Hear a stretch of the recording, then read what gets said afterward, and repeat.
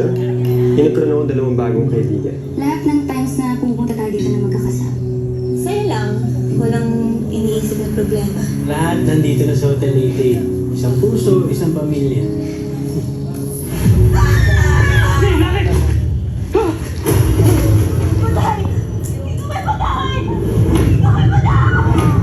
Bakit pa kasi sa property ng hotel nakita yung bangkay? May kinalaman ang kamatayan ng taong iyon sa tinatagong lihim ng Hotel 88. Naalala mo yung sinabi kong video na yun ni Papa? May sinabi siya doon na huwag niyo ibenta yung hotel dahil may importanteng bagay dito.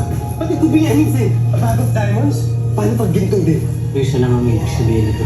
Totoo ang kaiman. Ano yun?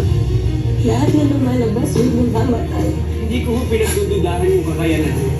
Pero ilan pa ho ba yung mamamatay bago matapos lahat ng to?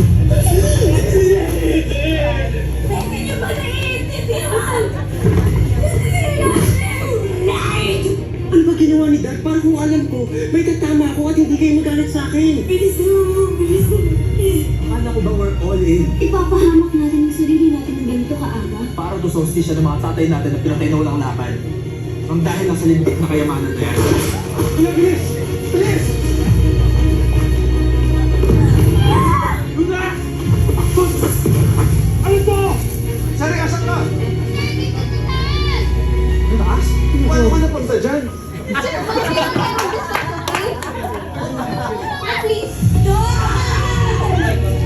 Kuya! Tulong mo yung nakakama sa akin! Hindi ko alam eh! Gusto rin ito kami sa likod ng hotel! Kaya mo si Jade!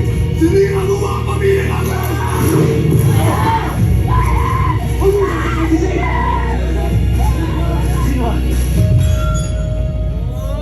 Whoa! Who's that? Okay, quick reaction.